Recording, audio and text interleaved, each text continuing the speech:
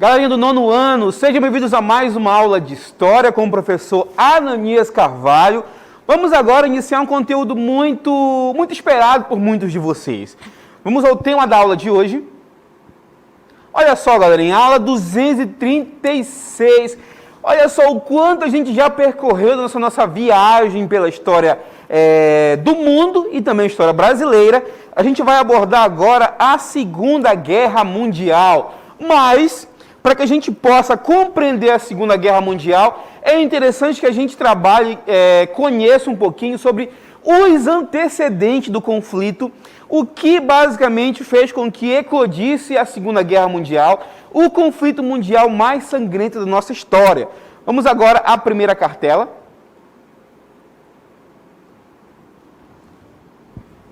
Vamos entender um pouquinho como é que se deu a criação da Alemanha, ou melhor, da grande Alemanha, a expansão territorial que a Alemanha buscou lá a partir da década de 30, o que a gente vai conhecer como a expansão alemã e a teoria do espaço vital. Como é que se deu a ascensão de Hitler ao poder na Alemanha e, principalmente, como é que se deu a expansão, os planos de expansão territorial que vai ficar conhecido mundialmente na nossa história como o Terceiro Reich.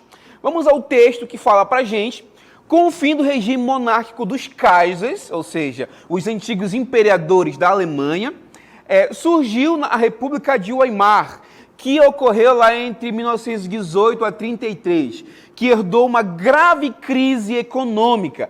É interessante frisar, galerinha, que a Alemanha, no pós-Primeira Guerra Mundial, foi humilhado pelo Tratado de Versalhes e mergulhou numa grave crise econômica que basicamente serviu para desestabilizar politicamente o governo da Alemanha, a chamada República Alemã.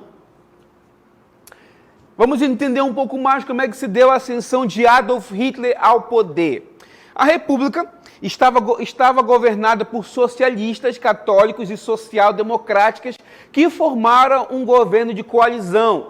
O objetivo dessa coalizão era basicamente tirar a Alemanha da grave crise econômica em que ela se instaurava naquele momento, ou melhor, que ela passava naquele momento. Em 1919, um grupo de nacionalistas, dos quais fazia parte Adolf Hitler, guarde esse nome, porque esse nome é importante para a gente compreender os rumos da guerra, fundou um partido autoritário nos moldes do fascismo italiano. Lembrando que os regimes totalitários estavam na moda naquele momento, principalmente com a ascensão do partido fascista, lá na Itália, liderado por Benito Mussolini.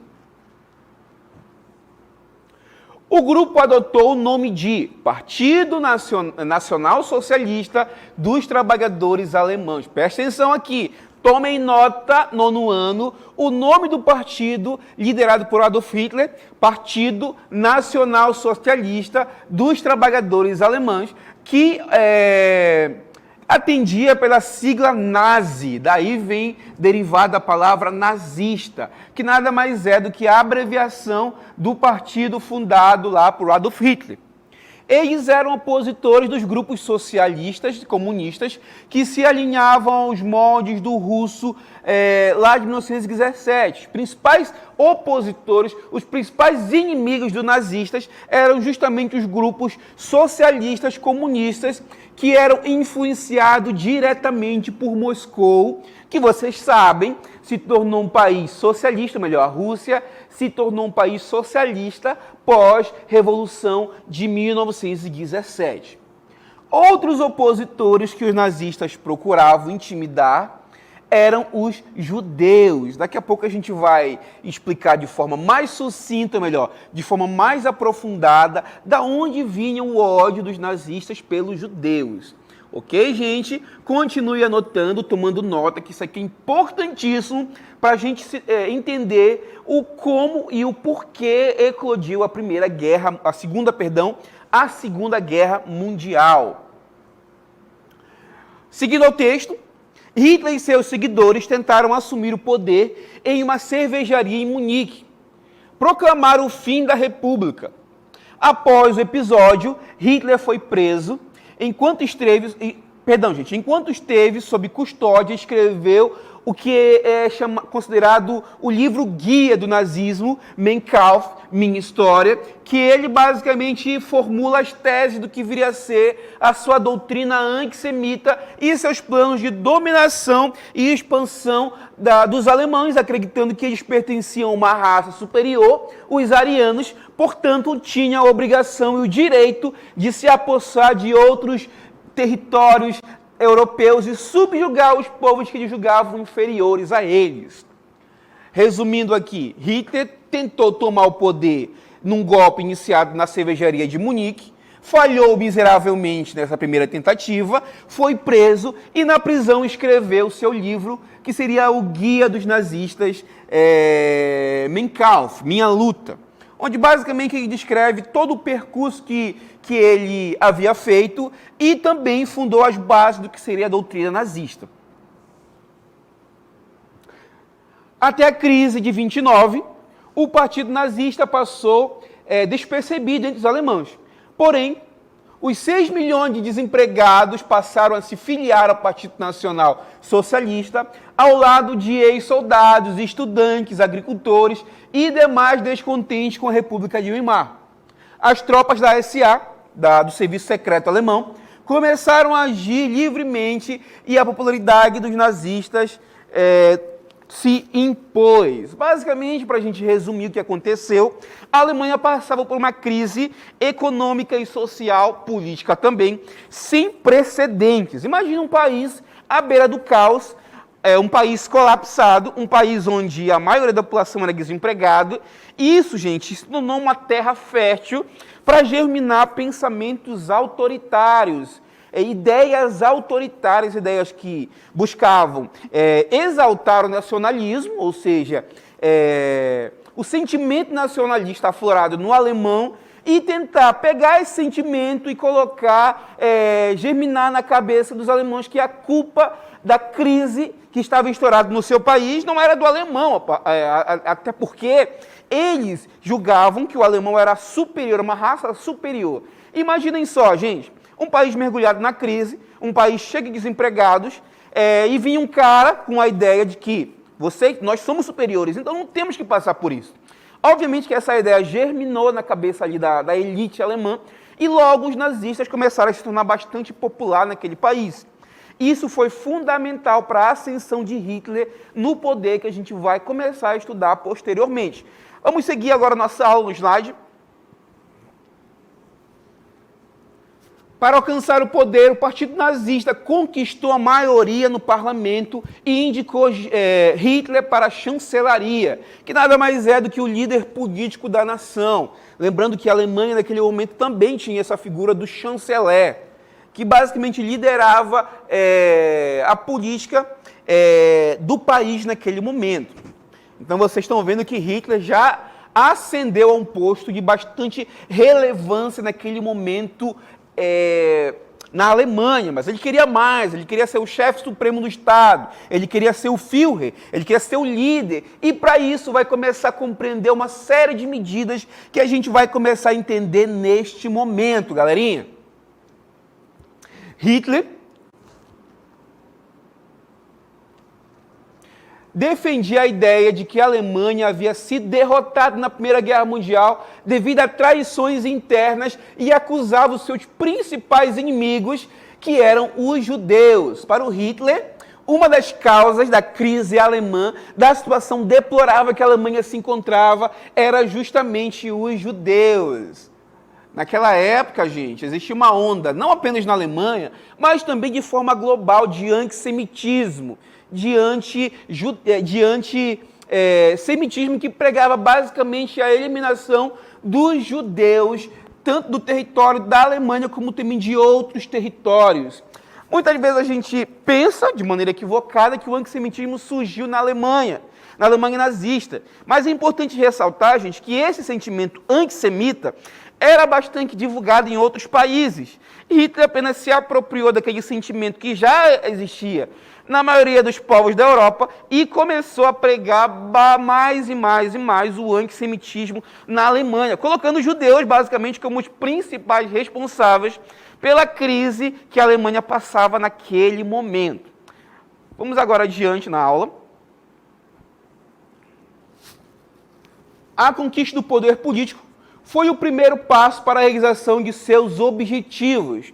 O próximo passo seria a tomada de novos territórios, difundindo a ideia do espaço vital. Tomem nota aí, nono ano. Espaço vital. O que seria esse espaço vital, professor? Segundo Hitler, era o espaço necessário para que a Alemanha pudesse se desenvolver e chegar ao lugar que, segundo as ideias de Hitler, originalmente pertenciam ao povo ariano, ao povo alemão, que era, segundo mais uma vez a ideia dos nazistas, uma raça, um povo superior aos outros e, portanto, devia subjugar todos aqueles povos que eles imaginavam, eles pregavam como sendo inferiores a eles. Vamos agora entender o que seria essa teoria do espaço vital que o Hitler estava pegando aqui, gente. A teoria do espaço vital surgiu com o geógrafo Friedrich Hayek no século XIX. Ela defendia que toda a raça ou povo com dotes civilizacionais superiores, mais uma vez eu vou frisar aqui para vocês, defendia que toda a raça, essa ideia de raça hoje a gente não acredita mais, tá, gente? Raça superior ou inferior, a gente não acredita. É uma teoria totalmente preconceituosa, mas que naquela época era respaldada pelo cientificismo. Hoje essa ideia está equivocada, tá, gente? Mas naquele momento se acreditava fielmente que isso aqui condizia com a realidade. Toda raça, melhor, toda civilização superiores precisaria de um vasto espaço físico para o seu pleno desenvolvimento, como muitos recursos diversos. A conquista desse espaço vital pretendia a subjugação dos povos de raças inferiores, ocupantes de territórios indignos deles. Ou seja, vamos ocupar todo o espaço porque a gente se julga superior e vamos subjugar todo aquele povo que a gente julga inferior ao nosso povo. Vamos agora adentrar a uma temática bastante... Como é que se deu, basicamente, o conflito? Vamos entender como é que se originou o conflito à Segunda Guerra Mundial na Europa. O Tratado de Versalhes gerou forte ressentimento entre os alemães. O Tratado de Versalhes foi um tratado assinado após a Primeira Guerra Mundial. Descontentamentos dos italianos com as partidas realizadas após a Segunda Guerra Mundial. No Extremo Oriente, o Japão se armava para disputar com os europeus e estadunidenses o controle do continente asiático. A gente está entendendo agora, gente, que a Segunda Guerra Mundial, ela deriva essencialmente dos resquícios do que foi a Primeira Guerra Mundial. Vamos colocar numa linguagem mais atual, digamos que a Segunda Guerra Mundial foi a segunda temporada da Primeira Guerra Mundial, a continuação dos acontecimentos que derivaram lá da Primeira Guerra Mundial que a gente já estudou. E também a entrada de novas potências, como o Japão, que queria dominar o Oriente e todo o mercado que ali habitava também. Vamos adiante entender um pouquinho melhor. A França e a Inglaterra almejavam manter intacta a ordem internacional que os beneficiava. Hitler violava todos os acordos firmados no Tratado de Versalhes. A gente está vendo aqui uma sequência de acontecimentos vem ocorrendo que vai desencadear com a Segunda Guerra Mundial. Mas é óbvio, gente, que todo conflito precisa de alianças militares.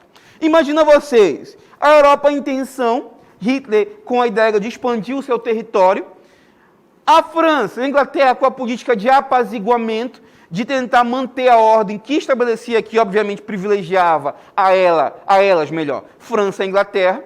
O Japão querendo expandir o seu domínio colonial, seu domínio comercial ali no Extremo Oriente. A Itália, descontente com os acontecimentos pós-Primeira Guerra Mundial. Tudo isso gerava um clima tenso e políticas de aliança começaram a ser feitas entre esses países. Óbvio que um conflito era iminente. Tem também a questão da União Soviética, tá, gente? Que ali no leste europeu buscava também se fortalecer para um conflito iminente. Só que existia guerra de interesses.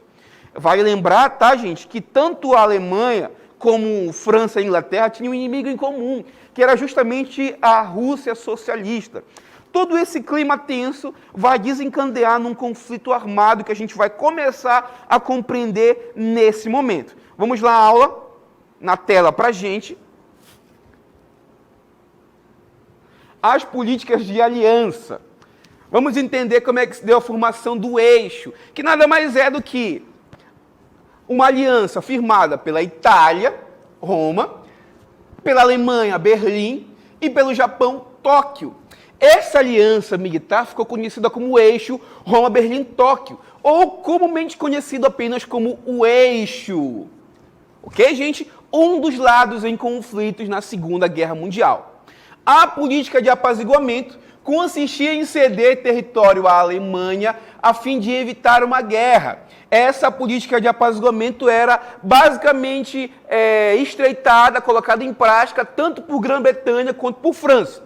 Os governos ingleses e francês não souberam reagir aos avanços de Hitler. A Conferência de Munique entrega os Sudetos à Alemanha, os Sudetos que era uma região da antiga Tchecoslováquia, mais uma vez colocado em prática pela essa política de apaziguamento. O Hitler queria o seu espaço vital, queria expandir o seu território.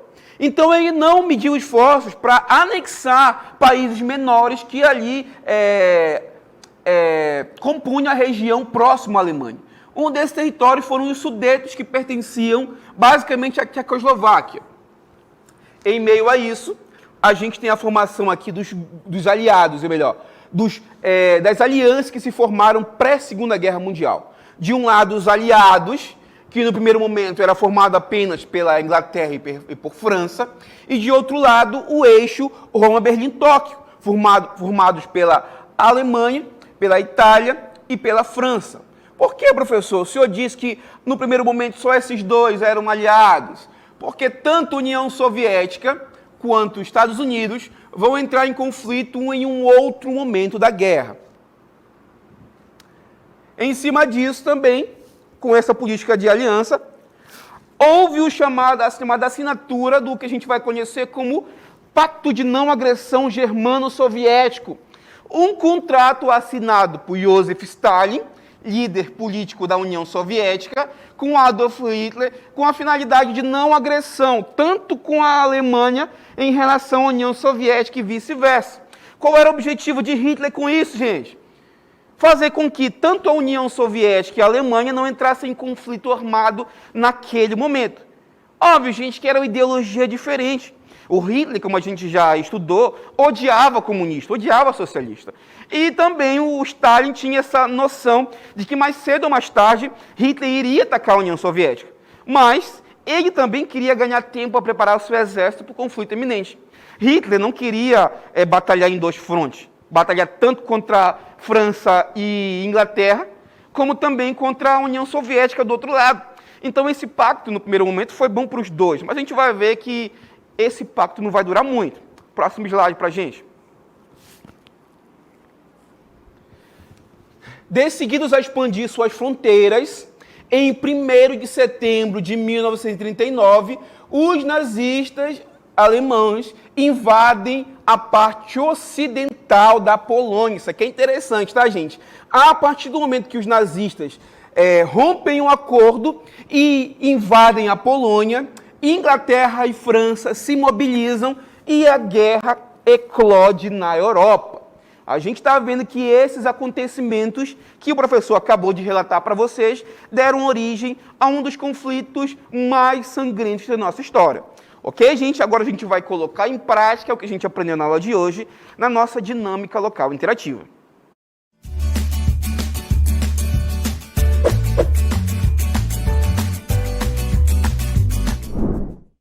Duas questões para vocês agora, vou colocar na tela, vocês vão ler com calma. Daqui a pouco o professor vai voltar para interagir com vocês, eu quero que vocês interajam no chat, a gente vai interagir de forma bastante bacana, daqui a pouco eu volto com vocês.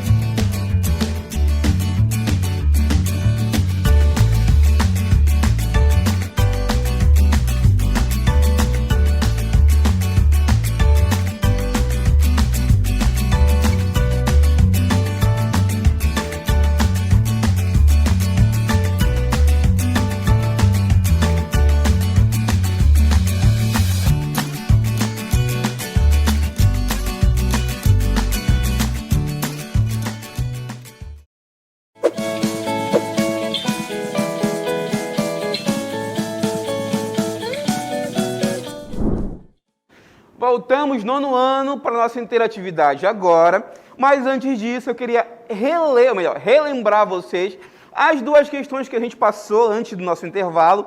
Vamos à tela agora, a primeira e segunda questão. A primeira questão fala o seguinte: todo cruzamento de dois seres de valor desigual dá como produção um meio termo entre valores dos pais. Tal ajuntamento está em contradição com a vontade da natureza, que tende a elevar o nível dos seres.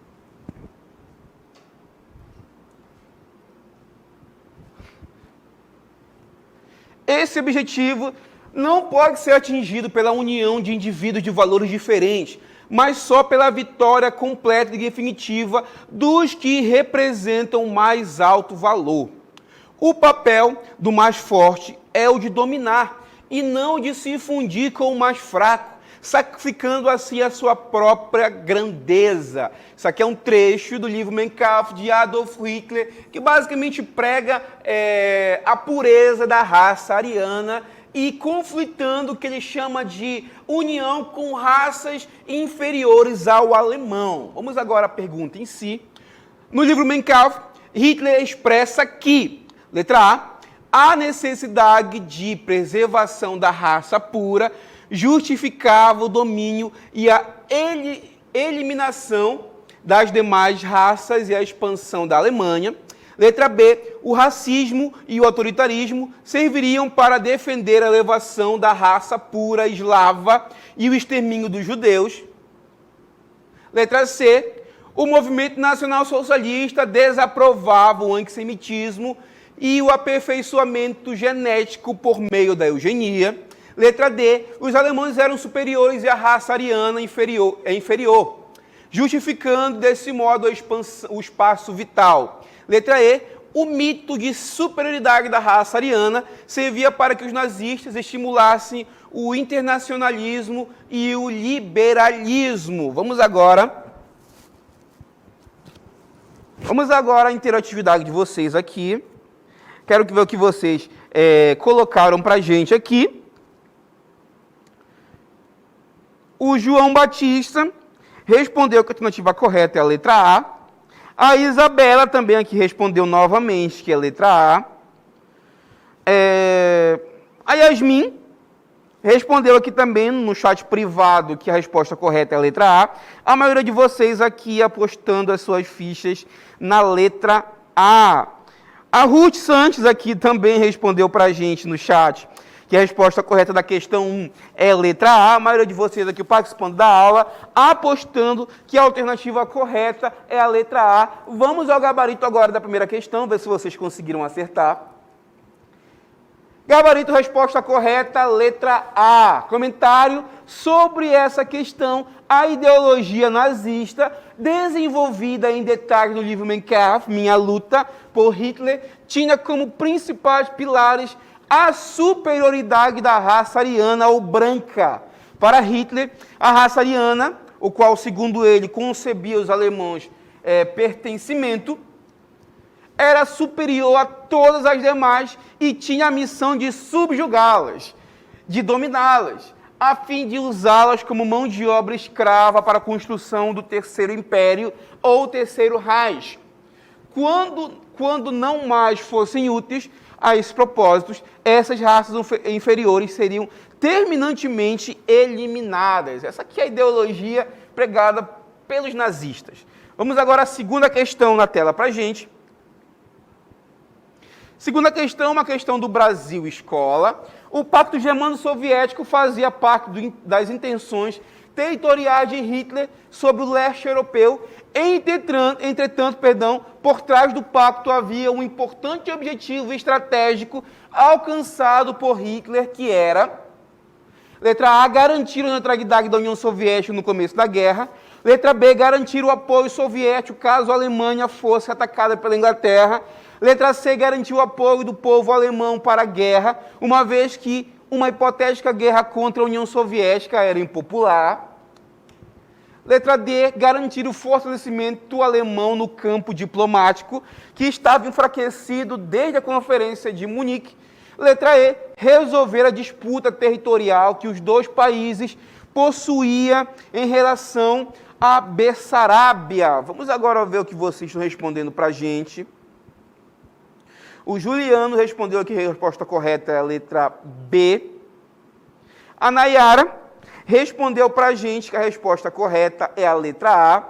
A maioria de vocês aqui está entre B e A, aqui duas interações com a gente. Agora a gente vai ao gabarito, ver se vocês conseguiram acertar de forma correta a segunda questão. Vamos aí à tela agora. Segunda questão, gabarito, alternativa correta, letra A. O comentário fala o seguinte para a gente: esclarecer aos alunos que o grande objetivo estratégico do Pacto Germano-Soviético era garantir a neutralidade da União Soviética no começo da guerra. A intenção de Hitler consistia, primeiramente, em derrotar a França e o Reino Unido, para, em seguida, voltar-se com força total contra a União Soviética. Isso ficou evidente a partir da Operação Barbarossa, na qual a Alemanha invadiu a União Soviética com mais de 3 milhões de soldados. Mas esse assunto mais aprofundado a gente vai trabalhar nas aulas posteriores. Quero agradecer a participação de vocês mais uma vez no nono ano. Vocês estão interagindo com a gente e isso é muito importante para o sucesso da nossa aula. Quero agradecer mais uma vez e dizer que na próxima a gente vai estar aqui mais uma vez para continuar essa nossa viagem incrível pela história. Até a próxima!